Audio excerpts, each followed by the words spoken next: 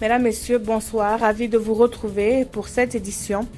21 personnes issues de divers horizons sont membres du Haut Conseil pour la réconciliation et l'unité nationale.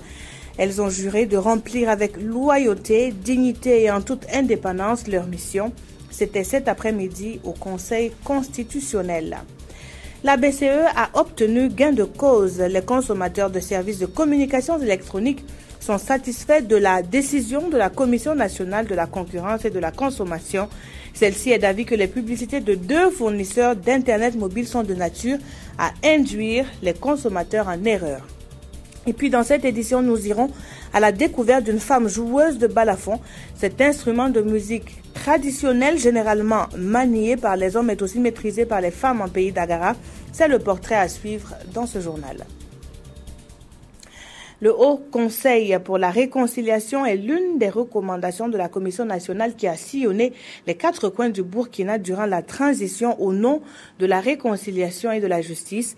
La prestation de serment des membres de ce conseil a eu lieu cet après-midi devant les juges du Conseil constitutionnel, Ibrahim Sombier et Hortense Evelyne Ilemo. Monsieur Poko Ilboudo. Je le jure. Monsieur Henri Yé. Je le jure. Crimes de sang, crimes économiques et autres violations graves des droits humains à caractère politique non élucidés de 1960 à 2015. Voici ce à quoi ces membres nouvellement investis vont tenter d'apporter des réponses.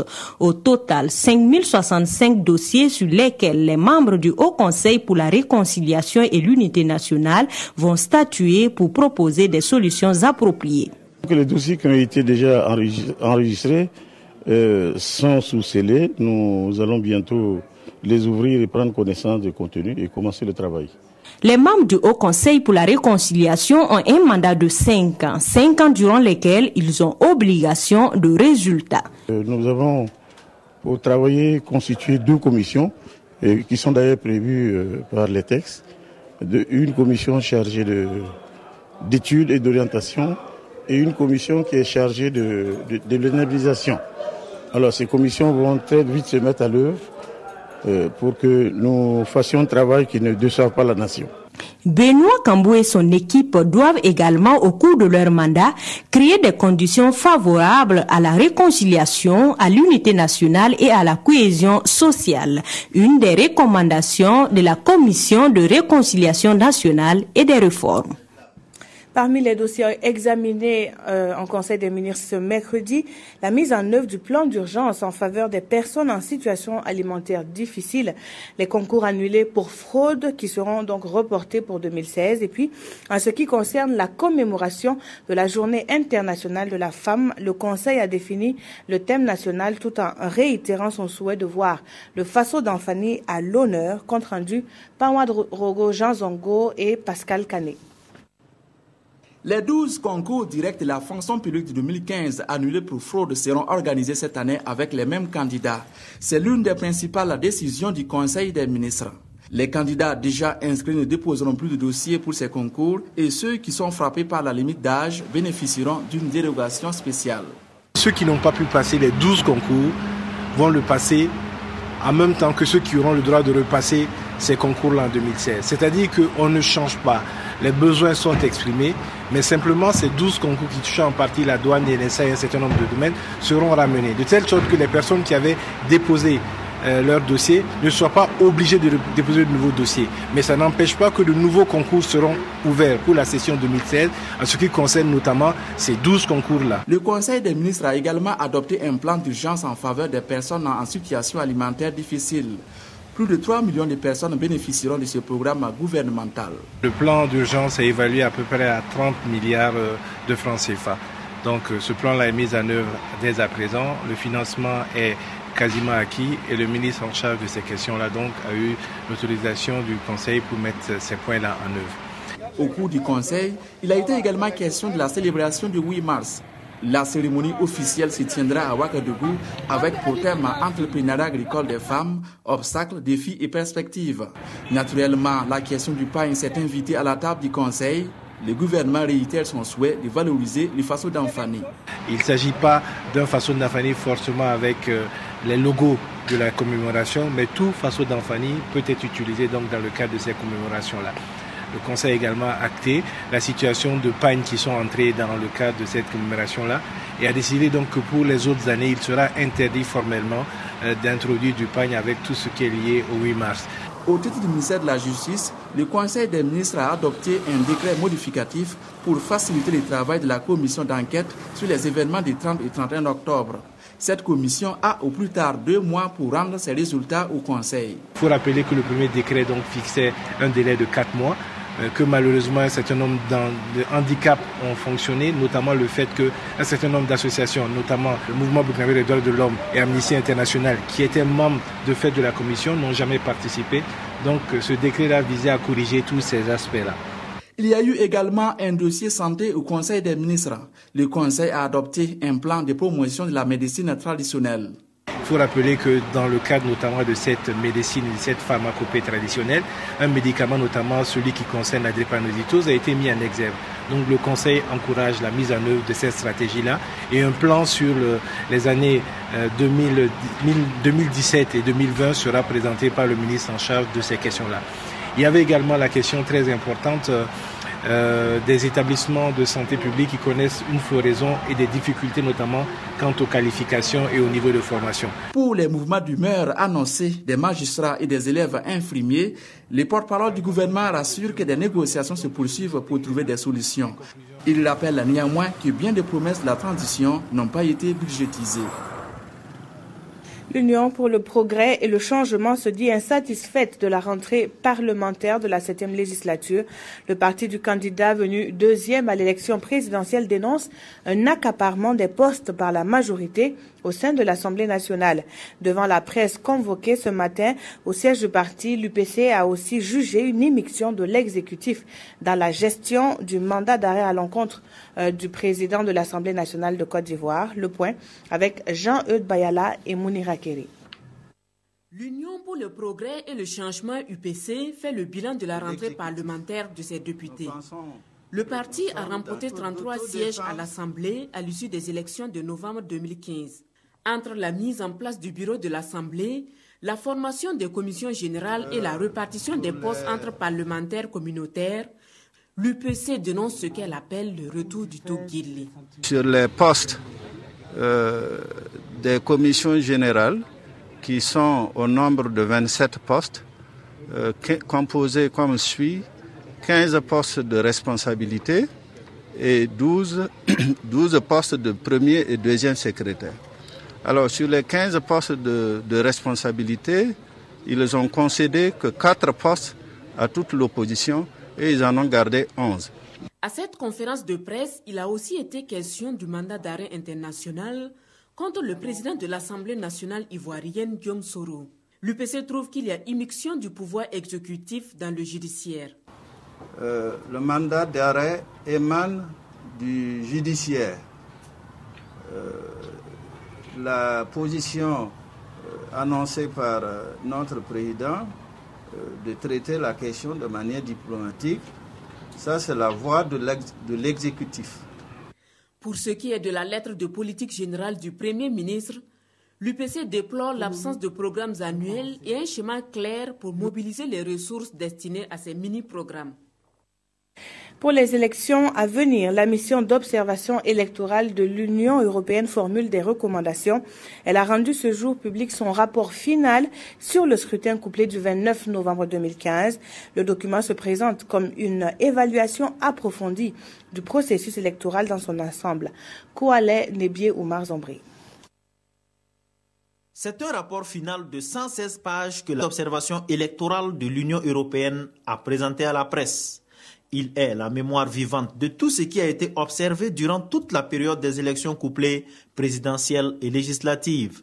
Le rapport a également formulé une vingtaine de recommandations. Recommandations qui regardent différents secteurs, le secteur juridique, le secteur des médias, la participation des femmes, l'administration territoriale, mais aussi l'administration électorale. Mais ça regarde aussi une recommandation pour essayer de faire comprendre que chaque personne doit avoir droit à un procès effectif effectif, mais aussi laisser au Conseil constitutionnel son rôle de juge du contentieux. Donc les différentes recommandations sont assez claires et on le remet dans les mains des législateurs, dans les mains de la société civile. Ce rapport se veut une analyse complète et impartiale du processus électoral. Et sa présentation marque la fin d'une étape de la mission d'observation de l'Union européenne, mais pas la fin du voyage, car elle sera de retour dans environ 2 ans pour cette fois une mission d'évaluation du processus à mi-parcours, a laissé entendre Cécile Kachetou-Kiengue. La Cour des comptes poursuit ses visites officielles avec en mai les résultats 2014 et 2013 de son rapport public. Le premier responsable de l'institution a conduit une délégation à l'hémicycle, compte rendu de l'audience avec le président de l'Assemblée nationale, Nongba Kouda, et Sibidi Issa Lankwande. Le rapport public 2014 et ce sur l'exécution des lois de finances de la Cour des comptes pour l'exercice 2013, remis au président de l'Assemblée nationale. Une obligation institutionnelle pour la Cour des comptes, selon son président, puisque c'est la représentation nationale qui donne quitte ce gouvernement en matière d'exécution du budget de l'État. Le président de l'Assemblée nationale a prêté oreille attentive à ses hôtes. Nous avons été comblés tout simplement parce que son Excellence a reconnu la qualité du travail qui est fait, mais sauf que la suite n'était pas souvent donnée. Le rapport public 2014 fait ressortir les résultats des contrôles et audits effectués sur des institutions et entreprises publiques, ainsi que des créances dues à l'État par des anciens ministres et députés. Certains fonds nationaux ont également été audités. Avec les échanges que nous avons eu avec son Excellence le président du Faso et même tout à l'heure avec le président de l'Assemblée nationale, nous sommes rassurés que, en tout cas, beaucoup de choses dans le temps annoncé par les corps de contrôle, notamment la Cour des comptes, vont quand même voir des solutions, quoi. Selon le président de la Cour des comptes, depuis 2009, son institution n'a cessé de tirer la sonnette d'alarme sur des faits qui font perdre des deniers à l'État.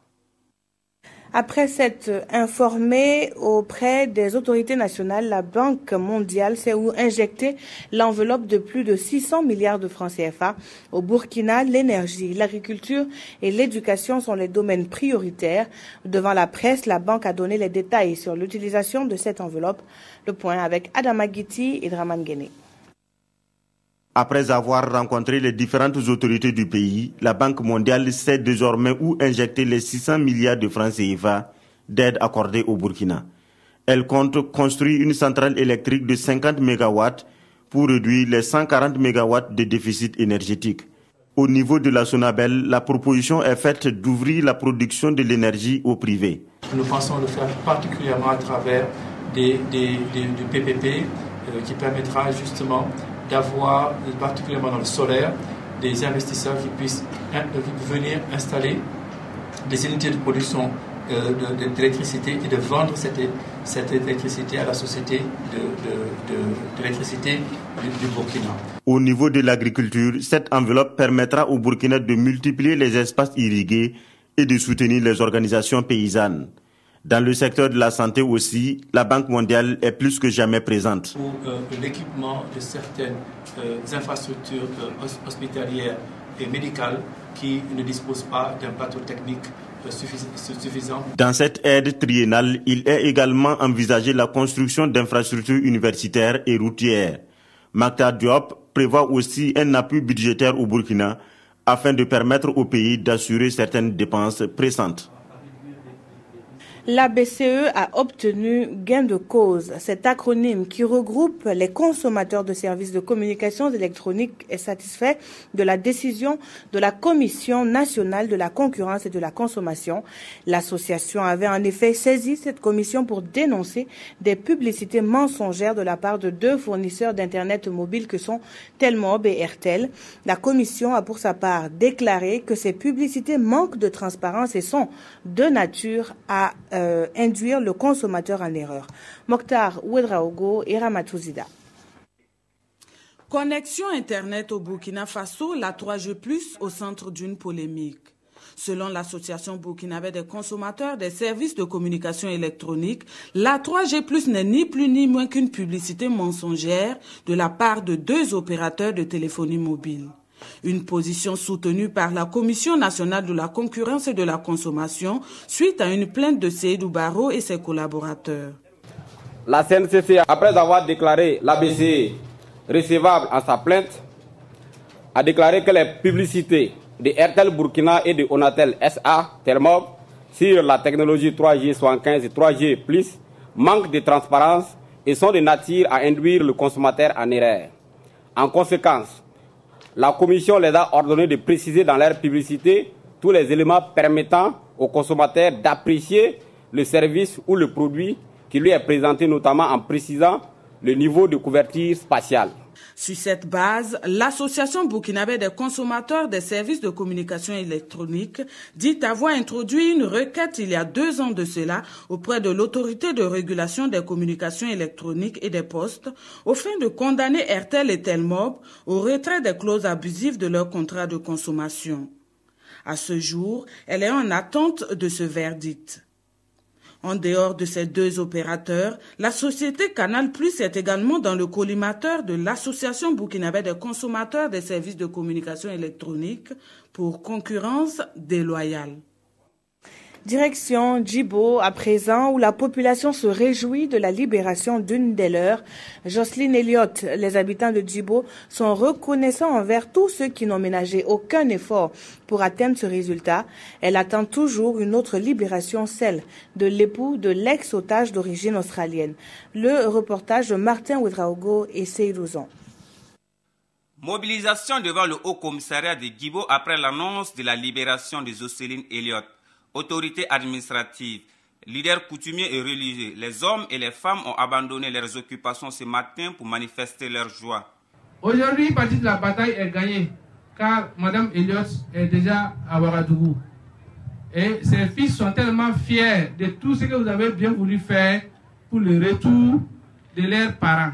Un rassemblement qui a pris les allures de prière. Ici, l'on rend grâce à Dieu, car pour eux, une partie de leur prière a été exaucée. Rendons grâce de tout cœur, Seigneur notre Dieu, pour avoir libéré Madame Elliott. Et nous te disons encore merci parce que tu vas encore ramener ton fils Elliott parmi nous à Djibo. Toujours nous te rendrons gloire. Il est grand ton amour pour nous. Tu nous as tirés de l'abîme des morts. Le vieux El Hadj Adama dit qu'il n'a pas pu dormir après avoir appris la nouvelle. Pour lui, Jocelyne Elliott est une bienfaitrice et ce matin, il a tenu à être présent au rassemblement. Je n'ai même pas pu dormir tellement que j'étais content. Mes mots ne sont pas beaucoup. Je ne fais que remercier les autorités provinciales, le gouvernement burkinabé, le président du Faso-Roch, Christian Kaboré, le gouvernement du Niger et celui du Mali. Pour ces manifestants, la libération de Jocelyne Elliott est une satisfaction à moitié. Ils ont bon espoir que le docteur Elliott sera aussi libéré, dont ils attendent impatiemment le retour du couple ici à Djibo. Cet atelier s'inscrit. La Grande Muette, qui a tout de même son mot à dire dans ce genre d'opération, fait l'actualité à Koudougou. Des études sont en vue pour renforcer la gouvernance interne au sein des forces de défense et de sécurité. C'est donc dans la cité du Cavalier Rouge que les experts sont retranchés. De ces études, quelques précisions avec Koalen Ebi et Kadi Sanogo. Cet atelier s'inscrit dans le cadre de la mise en œuvre du projet d'appui à la consolidation de l'état de droit et à l'accès des pauvres à la justice. Financé par le Japon, il a pour objectif de valider 4 études commanditées par le projet de renforcement de la gouvernance politique. Ce projet vise le renforcement des capacités des écoles de formation des forces de défense et de sécurité et le renforcement de la gouvernance dans le fonctionnement et la gestion des différents corps de notre armée. En réalité, ce financement est une contribution du fonds japonais à l'endroit donc du peuple burkinabé par le biais du PNUD. Cela rentre dans un vaste projet qui vise à la consolidation de l'état de droit et à l'accès des pauvres à la justice. Pour les forces de défense et de sécurité, cet atelier revêt une grande importance. Il est clairement établi davantage de nos jours que la sécurité constitue un levier important du développement de la gouvernance démocratique d'une manière générale et de l'état de droit. Et Profitant donc de cet atelier qui contribuera certainement à renforcer nos capacités, et nous allons explorer, examiner les différents régimes qui pourraient apporter davantage, plus d'efficience pour les forces de défense et de sécurité. Les thématiques qui seront abordées sont entre autres l'étude sur le système de sanctions disciplinaires et judiciaires pour les violations des droits de l'homme commises par les forces de défense et de sécurité et l'étude pour le renforcement des mécanismes de gouvernance interne des forces de défense et de sécurité. Peut-être vous posez-vous souvent la question de savoir d'où proviennent les légumes exposés sur la place du marché. Les habitants de la ville de Sia peuvent trouver réponse à Léguéma, localité située à quelques encablures de Bobo-Dioulasso. Malgré les difficultés liées à la rétention d'eau, le maraîchage y occupe plus d'un. Hassan Gourabou et Kadou Romen qui étaient à Léguéma, leur constat. Grâce au mécanisme d'irrigation, le maraîchage est aujourd'hui possible en toute saison. Le souci majeur, c'est la disponibilité de la ressource eau. Dans cette plaine d'environ 2000 m², les maraîchers ressentent les effets de la sécheresse. Le marigot, unique source d'irrigation des cultures, est au plus bas. Et faute d'eau, l'arrêt de la production est prévu pour fin février. En février, l'OP est finie. On arrête. Et on attend quand la pluie tombe. Si la pluie tombe en avril, bon, on continue. S'il n'y a pas assez, si la pluie ne tombe pas, on ne peut pas avoir beaucoup d'eau. C'est pour cela qu'on a fait des diguettes avec des sacs de ciment, plus la pierre sauvage, pour retenir ça, pour que nous pouvons arroser nos jardins. Nous, chez nous, on a plus que de 100 personnes qui travaillent ici. Tomates, choux, concombres, courgettes et poivrons. Ici, l'agriculture maraîchère nécessite un arrosage 2 à 3 fois par semaine. Avec un système d'irrigation sommairement mécanisé, l'activité nécessite tout de même l'intervention humaine. C'est au prix de 1001 difficultés que des producteurs comme ceux de Léguéma arrivent à inonder le marché de condiments divers, de légumes et de féculents. Des producteurs qui restent confrontés à certains problèmes.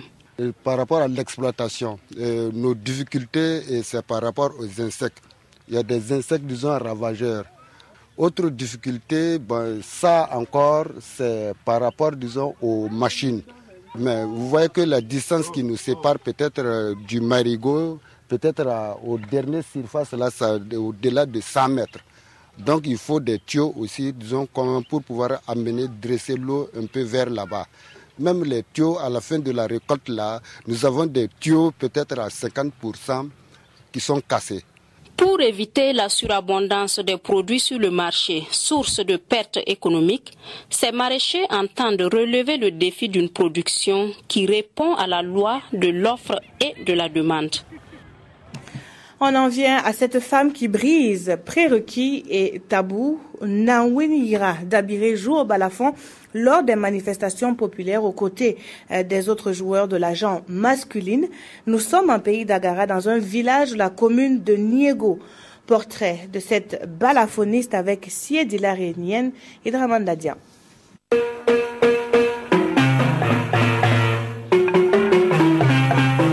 L'art de jouer et de faire parler le balafon, elle l'a appris de son défunt père depuis son enfance.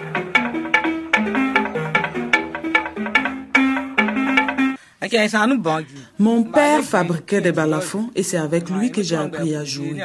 J'ai ensuite été initié et on me reconnaît ici comme balafoniste. On est ensemble en famille, mais le vieux il jouait, on est ensemble, mais aujourd'hui elle est balafoniste, moi je ne le sais pas. Je ne peux même pas faire quelque chose dans le balafon. Nawinira Dabiré a maintenant 62 ans et reste toujours attachée au balafon. Elle est d'ailleurs la seule femme à faire partie du cercle restreint des balafonistes, sollicité lors des funérailles à où elle canalait son village. Même en tant que femme, je joue sans crainte. Le fait de rendre hommage aux morts avec le balafon ne signifie pas que vous allez aussi mourir pour cela.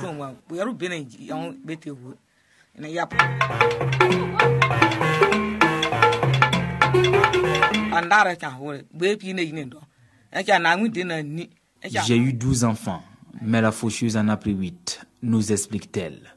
C'est pourquoi Nawini Yira dit faire retentir régulièrement son balafon pour le repos de leurs âmes.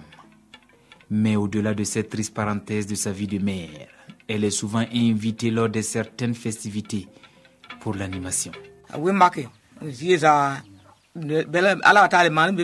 Chaque 8 mars, les femmes viennent danser au rythme des sonorités de mon balafon.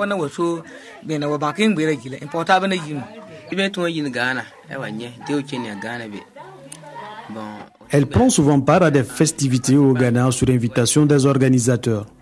Je sais aussi jouer et je l'accompagne à chaque fois.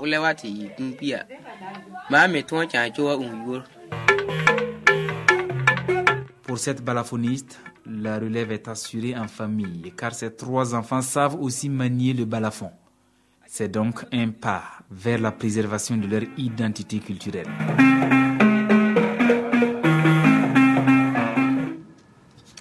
C'est aujourd'hui le mercredi des cendres, ce jour qui marque le début du carême pour les chrétiens. Ils étaient plusieurs ce matin dans une paroisse de la capitale pour recevoir les cendres. L'imposition de ces cendres est un appel à l'humilité pour mieux vivre les 40 jours de conversion, de jeûne et de pénitence.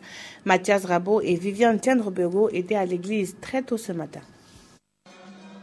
L'heure est matinale, mais ils sont venus nombreux à l'église Sacré-Cœur de Dapoya pour commencer ensemble le carême.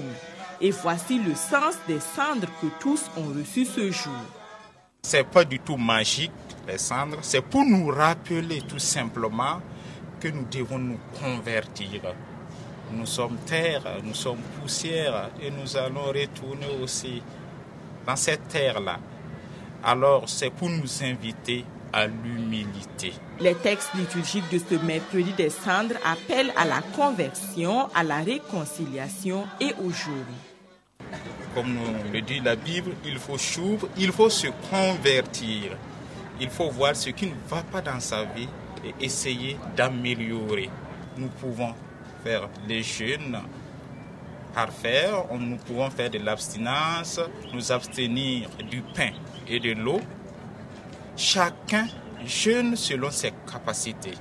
Ça commence déjà par la famille, qui est le socle de tout. Rendre les siens heureux, veiller à leur bien-être et instaurer également la prière. En cette année que l'Église vit sous le signe de la miséricorde, le pape François souhaite entre autres que le temps de pénitence qui commence aujourd'hui permettent un réveil des consciences, souvent endormies, dit-il, face au drame de la pauvreté. Et les parutions du jour reviennent en chœur sur les groupes d'autodéfense dénommés Kolrueogo. Le point de presse animé par le parquet militaire a aussi fait l'objet d'analyse. La revue de la presse est avec Touobouam Evelyne Dabiré. Les quotidiens de ce jour reviennent sur la mise en place des Kolrueogo. Faut-il brûler les Kolrueogo? Interroge le journal Le Quotidien. Grand dilemme sur cette question, répond Notre Temps, qui fait une analyse des forces et faiblesses de ces structures privées informelles de gestion des questions sécuritaires, judiciaires et pénitentiaires.